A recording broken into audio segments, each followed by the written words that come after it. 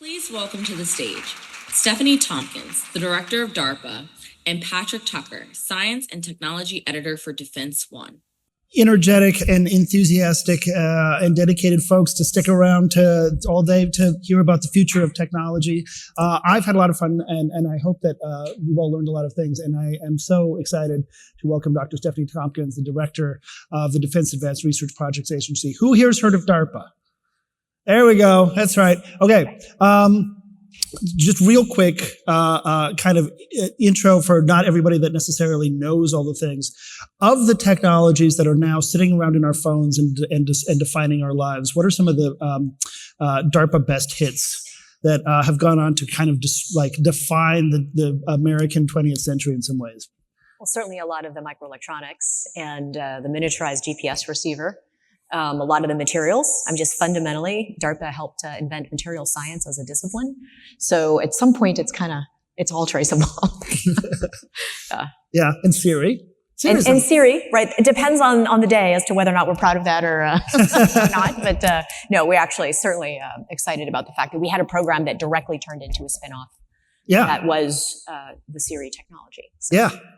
Oh no, it's absolutely so like incredible the longevity and the contribution that DARPA has made to science and technology, and also obviously science fiction, because you're kind of dealing with a lot of things. This just real quick, this concept of DARPA part. For those of you that aren't familiar with it.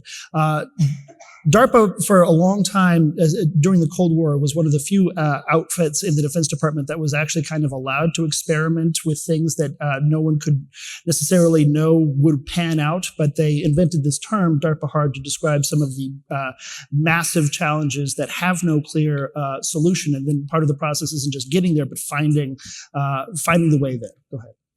Yeah. So, and I'll be honest with you, more than DARPA hard, I really like to think about DARPA scale impact. Like we're trying to go for changing the world. Mm-hmm. And the hard can sometimes be a massive technological challenge. Sometimes it is about moving with a level of speed and agility. And as you just said, sort of risk tolerance mm-hmm. that others aren't allowed to do. So hard is a kind of a loose term, but we are really going after changing the world. We're going for massive disruption, ripping up your roadmap, resetting where, what you think is possible. And that means we're making a lot of really big bets constantly, and we're failing a lot. But the idea is that when we do succeed, it is things like the internet, mm-hmm. Or the technology, miniaturized GPS. Yeah. I forgot the internet. The internet, your phone. Sorry, I failed to make that connection. Yeah. Yeah, excellent. So of the programs that you guys are working on right now that are going to sort of, I think in many ways, define the next decade in both defense and perhaps even in consumer life, the Sprint X-Plane program. So this is kind of a runway-less plane that's really essential for navigating Indo-PACOM, those wide distances, and dealing with an adversary that can target any runway with how they want. Real quick, the Sprint X-Plane program, what's new in it? What's cool that's happening that they're doing? How far away? Yeah, so with Sprint, so it's high-speed vertical takeoff and landing. It is in partnership with Special Operations Forces, and it is... at some point you have to draw maps and start drawing, distances and like really get into the nitty gritty of it. But fundamentally sort of what you can carry, how far and how quickly, there's a whole trade space that is being explored pretty aggressively. Yeah. By Sprint. So.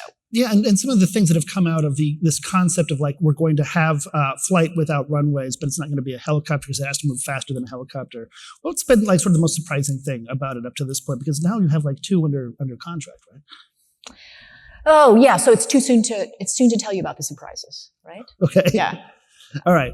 We'll keep that for a second. Another one of yours that I really think is very interesting, the Shale program on lunar economics. Mm-hmm. This is something that a lot of people, because you have so many programs and not everybody sees all of them. Lunar economics. Why is this of relevance to the Defense Department? Because really we're talking about the economics of going to the moon. Sure. Why must the Defense Department look into this? Sure. Well, first, let me just, for context, for the folks that don't know DARPA, we start about 50 new programs a year, and they're started by our program manager, so it's a very bottoms-up organization, which means we are often exploring a really vast space, right? And our mission is to prevent technological surprise.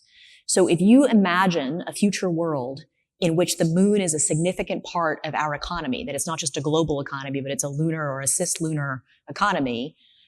Lots of potential for surprise and what that does for humanity, for society, for global stability, things like that. And so there are a lot of companies out there. You may not know this, but there are a lot of companies who believe there's some really interesting, viable economic models for the moon. Some of that is just about being a place from which you then more readily are able to create fuel and take advantage of the lower gravity in order to then explore other parts of the solar system. Some companies are directly interested in mining. Mm-hmm. Some, are directly interested in sort of energy. So there's a bunch of things that are happening out there, and it feels a little bit like the Wild West. Mm-hmm. And so when we look back historically and we ask ourselves, like, what tamed the Wild West? It was infrastructure. It was sort of that shared, like, it was those things that can centrally be provided that everybody needs. And if everybody has to provide it for themselves, like, it's really hard to accelerate the economy. So things like the railroad. Mm-hmm. All right. So we're not planning to build a railroad on the moon, but the question we were asking with shale was, what are those key things that would rapidly accelerate a lunar economy? And so things like power, or a communications network, or a lunar equivalent of GPS where everybody sort of knows where they are. Mm-hmm. Thermal management. It turns out there's a lot of these things that everybody says, oh gosh, I don't know how I'm going to deal with that. Mm-hmm. And if only somebody would do that and I didn't have to worry about it, then I could actually start focusing on my really cool technical, idea.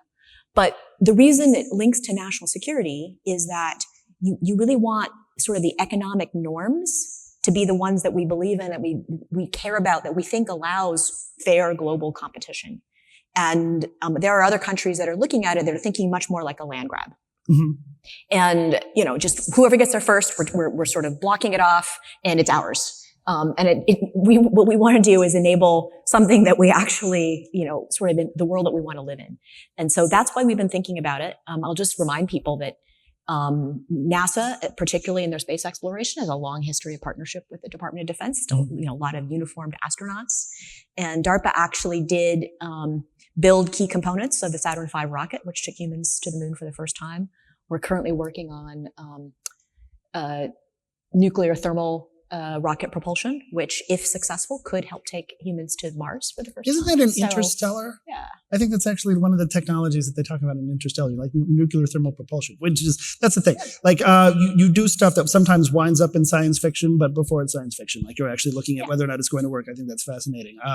Yes. And to highlight the importance of, the national security importance of the moon, China has a moon lander program. It's just that we don't have, in order for us to, have incentives for our private sector to go to the moon, you have to create the actual economics behind it. I think that it's fascinating. And if you look to, where DJI and other Chinese drone makers are now in the market, you see the costs of relinquishing broad-scale economic incentives to an adversary over issues of critical national security concern.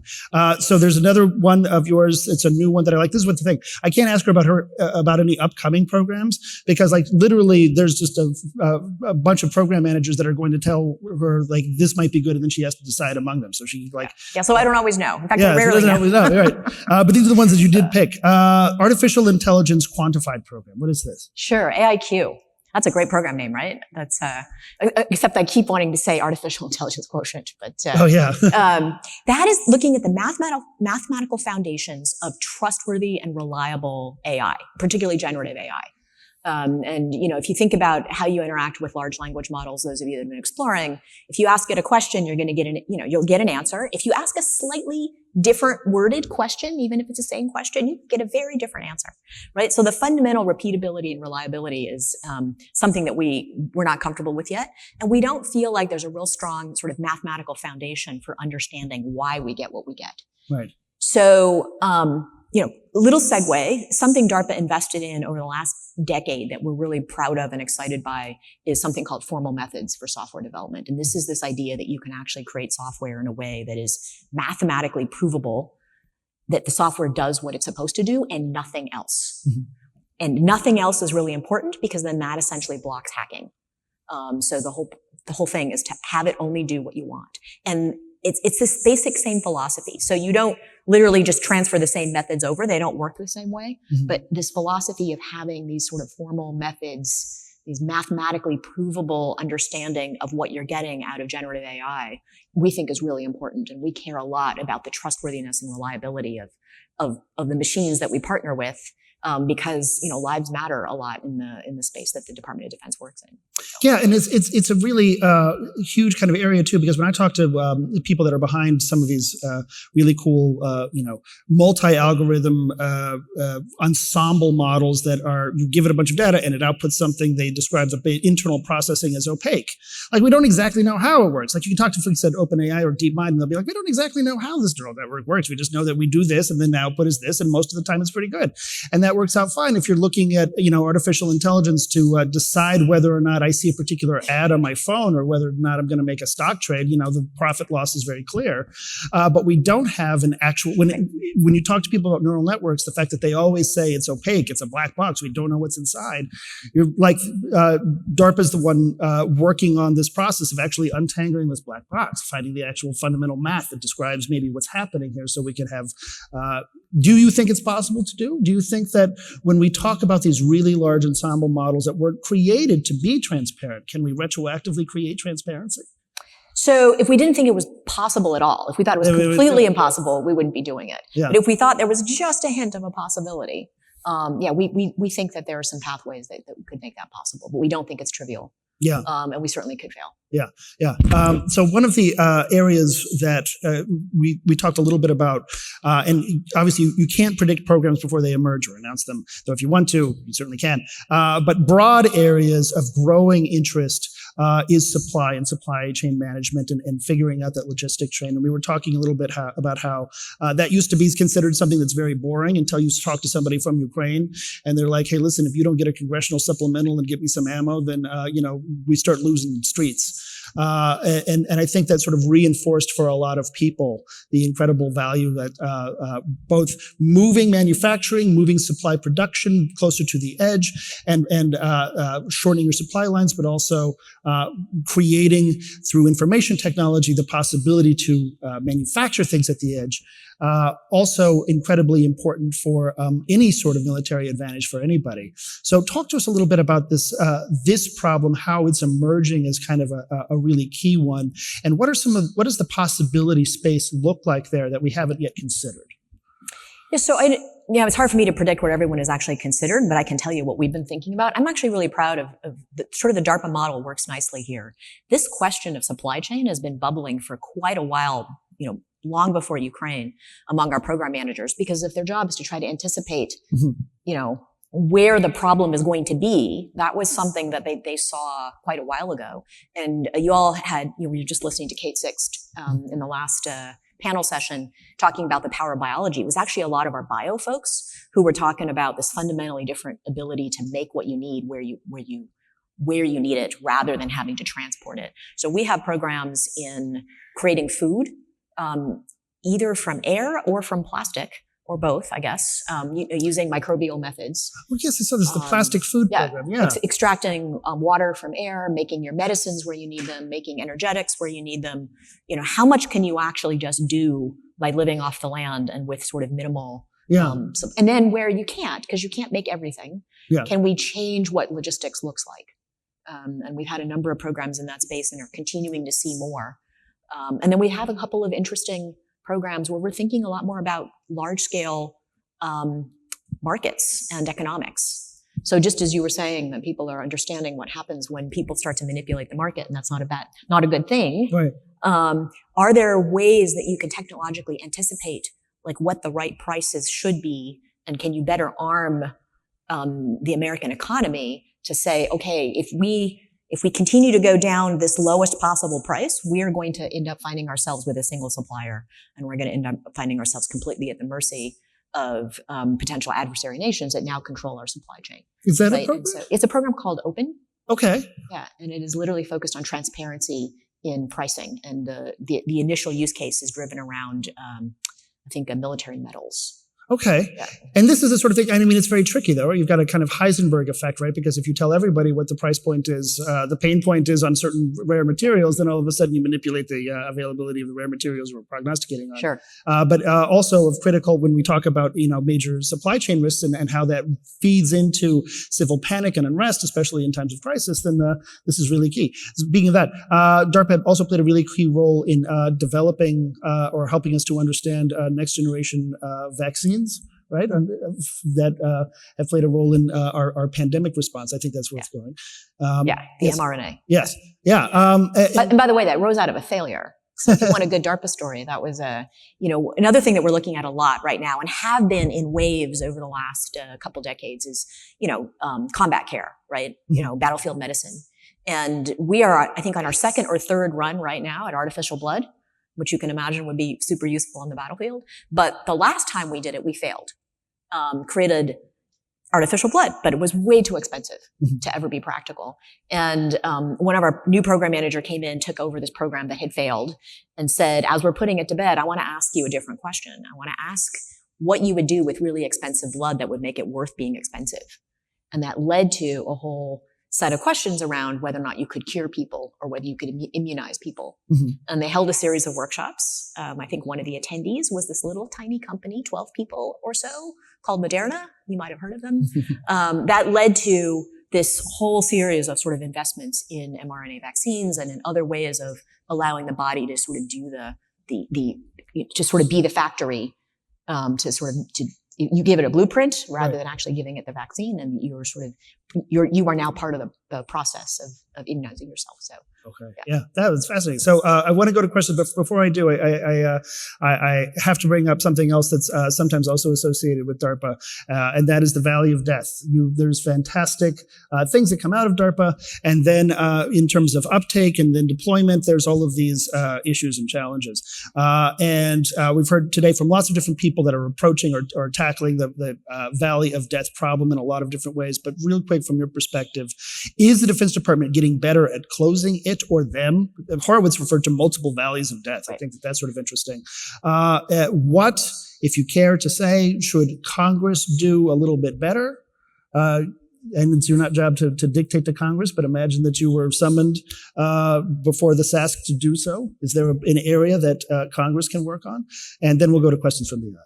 Sure. We absolutely, we get such tremendous support from Congress, particularly within DARPA. There's very, very little that we can ask for. But one thing I know that my colleagues in the service labs and in the S&T enterprise are always asking for is more flexibility. Okay. More flexibility with the funding and when it has to get spent, because the timing often constrains them to make decisions that they wouldn't necessarily want to make if they had a little more flexibility. So that is a kind of a clarion call that I know that they are always asking. Yeah, see, that's someone brought that up to me the other day too. Some folks are going to leave this room and out there and begin the process of planning for the 2027 Palm. So they have to chart today how they're going to spend their research and engineering money in 2027. I might have gills in 2027 the way things are going. Like it seems completely insane, but that's what you'll come in and say, what can I do about these? And the answer is going to be no. 5 years from now we can plan to help you, but we can't do it right now. That's a good. That's an easy target. Fix that. Okay, questions. We got one over here, John Harper. Thank you, John Harper with Defense Scoop. Are there any DARPA programs that are nearing completion and getting ready to transition technology to other DoD components that you think are particularly promising or have the potential to yield a really big payoff along the lines of some of the other big DARPA breakthroughs that you talked about earlier? In kind of the nearing transition timeline, it's a lot of moving parts. We have about 250 active programs. I would say some of the ones I have been most excited about are those things that are kind of the rising tide, the raise all boats. So there's a lot of work that has been done in the last 5 to 7 years in areas of sort of rapid integration. We have all of these different DoD systems that just don't talk to each other. People like me are cynical enough to believe that we're never going to get a universal standard that everybody will subscribe to. So can you create software or hardware tools that act as translators that just connect things together so that you no longer are worried about that translation problem. And then the other thing that we're really excited about is what I alluded to before, which is this idea of formal methods. We think that enough of the investments have been made in software development now that, if we could get the department to adopt it wholesale, you could essentially make the software portion of our systems, pretty close to unhackable. Right? It doesn't change the fact that people might write their passwords down and lose them or forget them. And it doesn't change the fact that sometimes there are hardware vulnerabilities, but we can make the software piece really, really close to impregnable. And that is, maybe a dozen different DARPA investments over the last decade or so that we think have now laid this foundation where it's actually practical to conceive that we could be doing this over the next few years. Oh man. All right. Sell your cybersecurity stocks. I don't know what to tell you. Okay. Right over here. Again, thank you both. Thank you. So you mentioned the lunar economy and the railroads. So one of the interesting questions going on right now is defining the time zone for the moon. Moon sits in a different gravity well. Time actually flows differently there than here on Earth, but it's actually changing here on Earth as well because of the amount of polar ice melt. It's changing the moment of inertia of the planet, which is changing its rotational velocity, which is changing the GPS frame dragging. Yeah. Are there other examples of unexpected connections? The definition of time changing, our missiles, our planes, our economy can't go if we don't know what time it is. Are there other surprises that you see from where you sit of disparate connections that are happening that would be interesting for us to hear? That is a fascinating question. If you'd asked me a week ago, I could have done some preparation.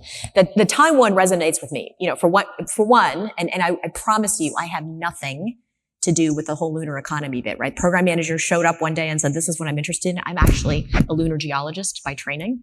And So when I was a DARPA program manager, a lot of my programs concentrated on position navigation and timing. So I hung out with people who argued about leap seconds, which is this idea that, because of these shifts, tiny little shifts in time, every so many years, you should just get together and all agree across the planet to add or subtract a second. The way that we have leap years where we have the extra day. And it's controversial and not all countries are crazy about it. And I think there's still a lot of debate that we're just going to live with the offset. I don't know. I haven't been keeping up. But yeah, those things, this idea of how fundamental time is a really good example. I think that, maybe this other more subtle thing, it's not a foundational physics thing, but this conversation we've had about how little we understand about how a lot of these large generative AI models work, and yet how much we are sort of embedding them into many, many parts of our society is probably an interesting potential for some crazy surprise, both good and bad, by the way. This is not all doom and gloom. I think there are a lot of potentially amazing benefits, but there are a lot of surprises, one way or the other. Yes, exactly. The emergent behavior. Yeah. So one of the things that we talked about today, though, is this trend towards more and more much better on-platform computation, which is going to give rise to potentially artificial intelligences that are very narrowly focused, but that are going to behave differently from the ones that we're now sort of associating with artificial intelligence, these great big open things like ChatGPT and OpenAI. Is there any room to talk about how emergent AI on platform is going to behave or act or interact with humans differently than what people are used to interacting now with enterprise cloud-based AI? I don't know, not yet. And I think that, of course, a lot of what we want to do is maybe not have unexpected emergent behavior. But what I do think will be, what is happening is a lot of where the DoD is embracing AI is they've sort of embraced a method that says we are going to actually start working with it in a small scale, get really comfortable with it, and then kind of grow together. And I think you've probably seen news stories about the Air Force as they've, been being able to put AI into some of their aircraft, their experimental aircraft. Right. And then they have pilots learning to interact and learning to work in teams. And there will be emergent capabilities that I think is the combination of the humans and machines working together that are sort of hard to predict. But so far, really exciting and promising about that there's more than the scientists might be able to dream up themselves in terms of what the utility will be. Yeah, I think that's a really good point. DARPA led a program where they were going to use autonomy to engage in a virtual and now a real F-16 dogfight with actual pilots. I watched the dogfight, and the thing, won. It sort of totally kicked butt, and it was a little terrifying. And I just recall, I recall General Walsh, a former Air Force Chief of Staff, a little while ago, saying, "No, AI is ever going to be able to do that." And it was sort of like, I don't know what to tell you, General Walsh. Kind of just happened. Where are some, in the little bit of time left, are you worried at all about labor displacement or expertise displacement as a result of artificial intelligence? Is that something that is a concern? I am not an expert on the broader economy, but, if you think about what you were just talking about again in the last panel, where we worry a lot about the pipeline of technologists and, that sort of the STEM piece of it. There could be some really interesting benefits, because if you actually are able to partner humans and machines to be really effective, then some of those concerns about the fact that we simply don't have the volume of labor available for a lot of these high tech fields, that might be part of a solution rather than a problem. Yeah. So, Well, I hope so. That certainly characterizes the U.S. approach, which is human machine teaming and sort of centaur chess sort of approach. So we'll see how far we can take it. But at the same time, AI flies F-16s better than people, so you don't need the person that way anymore. All right, we've got time for one or two more. We're at time, but I want to make sure that if there's folks in the audience with the press that want to get a question to the DARPA director, that we can. It's the end of the day. Right? I know. Sorry, I'm not with the press, but we'll just go with it. My name is John Arviv. I'm with Capital One. Doctor, thank you very much for spending your time here this afternoon. I realize you've been with DARPA or in and around DARPA in some way, shape, or form for a few years here.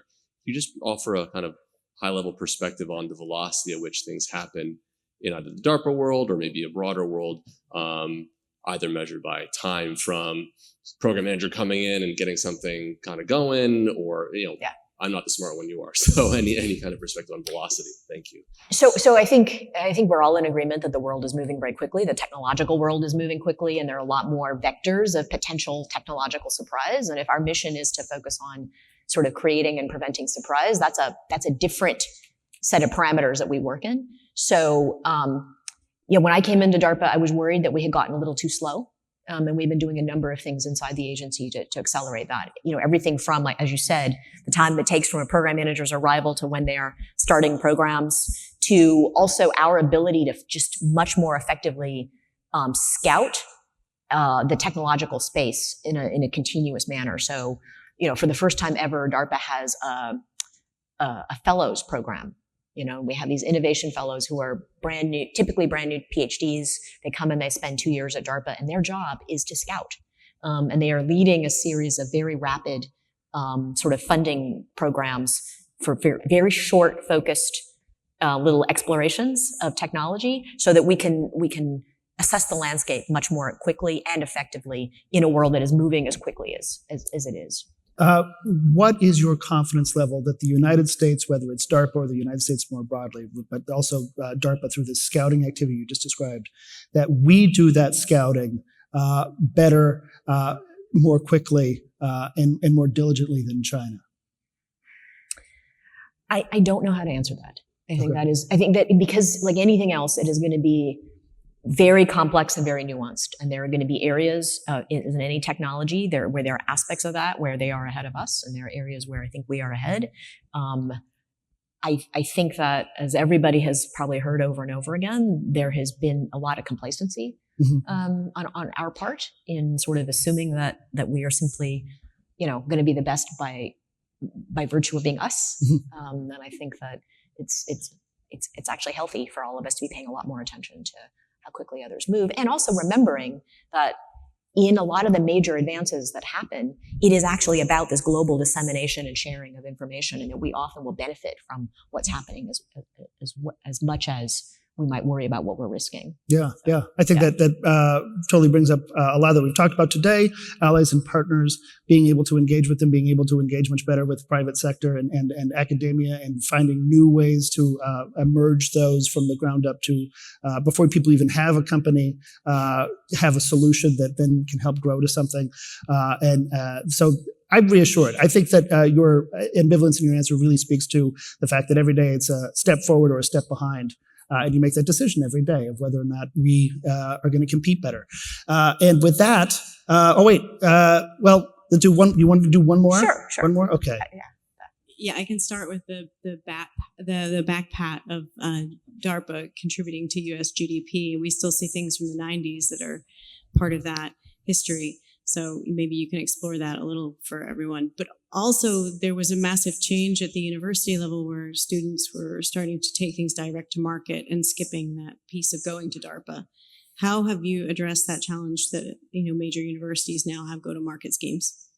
Oh, I think that's great, right? I think DARPA is not for everyone, and DARPA is not even for the bulk of technology. We are for that much farther out, high-risk breakthrough that we think will fundamentally change everything, which also makes it much harder to predict the markets and do the sorts of things that a lot of these the university-funded startups might be doing. What I would say, very broadly, is that a lot of the things that you will see startups in are probably resting on investments that DARPA made 10, 20 years ago. And that's how we're supposed to be working. Yeah. And I think that kind of addresses the other half of what you say, that we are doing a lot of these big breakthroughs, and the ripple effects of how that affects the economy and how that affects other technologies tend to be very widespread and often hard to really measure. Okay. Thank you.